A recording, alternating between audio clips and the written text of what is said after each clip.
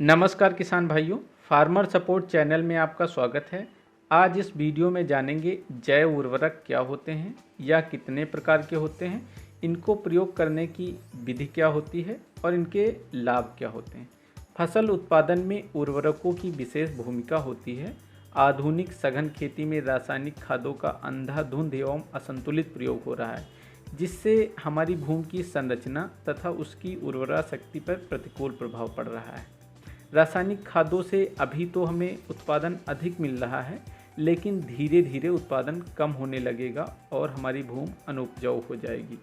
उस समय हमारे पास कोई विकल्प नहीं होगा, तो अभी से हमें सचेत होना पड़ेगा।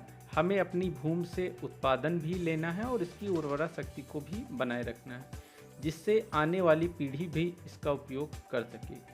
इस चुनौती से बचने के लिए रासायनिक खादों के साथ साथ जैविक उर्वरक और जैविक खादों का भी प्रयोग करना बहुत ही आवश्यक हो जाता है।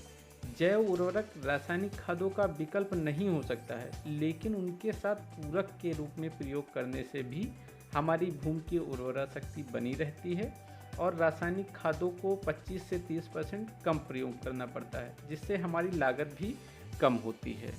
जैव उर्वरक क्या होते हैं?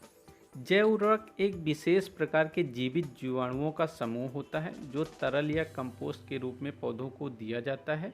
इनके उपयोग से वायुमंडल में उपस्थित नाइट्रोजन को अवशोषित करके पौधों को आसानी से उपलब्ध कराया जाता है और मिट्टी में पहले से उपस्थित अघुलनशील फास्फोरस, पोटास व अन्य पोषक तत्वों को घुलनशील अवस्था में परिवर्तित करके पौधों को उपलब्ध कराते हैं।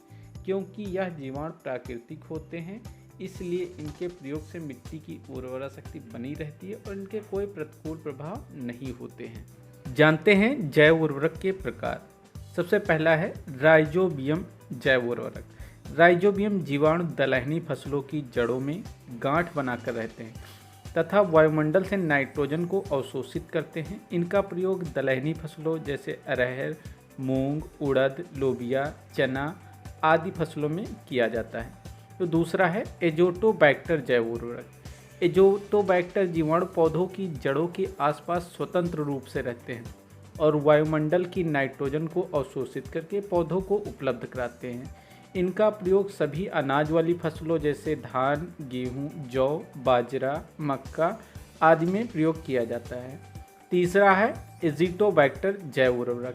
यह जैव उर्वरक मुख्यतः गन्ने की फसल के लिए उपयुक्त पाया जाता है, जो गन्ने की फसल में 25 से 30% नाइट्रोजन उपलब्ध कराता है तथा इसके प्रयोग से 1-2% चीनी की प्रतिशत मात्रा गन्ने में बढ़ जाती है।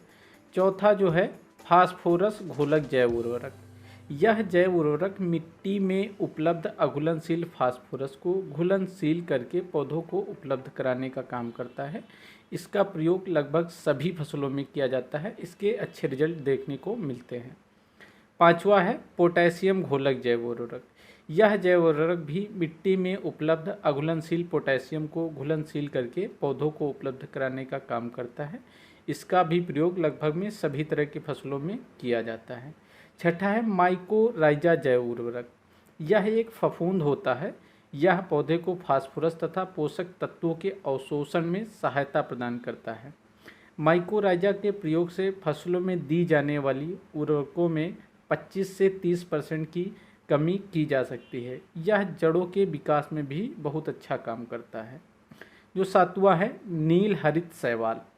इसका प्रयोग मुख्यतया सिंचित धान की फसल में ही किया जाता है, क्योंकि इसके विकास के लिए जल की आवश्यकता होती है। इसके प्रयोग से धान की फसल में 25 से 30 केजी नाइट्रोजन प्रति हेक्टेयर प्राप्त होती है और 10 से 15% धान के उत्पादन में लाभ मिलता है। जैव उर्वरक के प्रयोग की विधियाँ। पहला है बीज उपचार के द्वारा। इसमें 500 ml स्वच्छ पानी में 100 ग्राम गुड़ को मिलाकर पानी को हल्का गुनगुना कर लिया जाता है। फिर पानी को ठंडा करके उसमें 200 ग्राम जैव उर्वरक मिलाकर 10 केजी बीज को उपचारित किया जाता है। बीज को उपचारित करने के बाद छाया में सुखा लिया जाता है, जिससे बीज के ऊपर एक हल्की परत बन जाती है और उसके बाद में बुआई किया जाता है। दूसरा है जड़ उपचार के द्वारा। यह पौध की जड़ों को उपचारित करने में प्रयोग में लाया जाता है।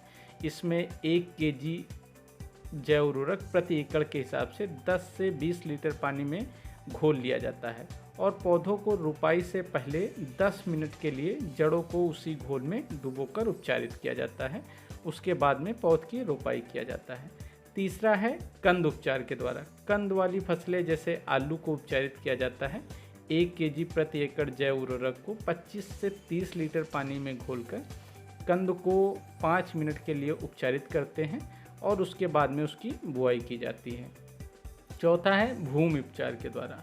भूमि उपचार के लिए 2 से 4 केजी जैव उर्वरक को 100 केजी गोबर की अच्छी सड़ी हुई खाद में मिलाकर 24 घंटे के लिए छाया में ढककर रखते हैं। फिर अंतिम जुताई से पूर्व खेत में मिलाते हैं। प्रयोग के बाद ज़्यादा देर तक खुला नहीं छोड़ना चाहिए। जुताई करके मिट्टी में अच्छे से मिला देना चाहिए। जैव उर्वरक उपयोग के लाभ। इनके प्रयोग से बीज अंकुरण जल्दी होता है, जड़ों का विकास अधिक होता है। इनके प्रयोग से फसल के उत्पादन में 10 से 15% वृद्धि होती है और इनका प्रयोग करने से भूमि के भौतिक दशा में सुधार होता है और जल धारण क्षमता बढ़ती है। जैव उर्वरक के उपयोग करने से रासायनिक खादों की लागत में 25 से 30% की कमी की जा सकती है, जिससे हमारी कुल लागत में भी कमी आती है। बायो फर्टिलाइज़र के उपयोग से तिलहनी फसलों में तेल की मात्रा बढ़ जाती है। मिट्टी की क्षारीय स्थिति में भी सुधार होता है और हमारी मिट्टी की उर्वरा शक्ति बनी रहती है। ऐसी ही जानकारी के लिए हमारे चैनल को लाइक करें, सब्सक्राइब करें और शेयर करें। धन्यवाद।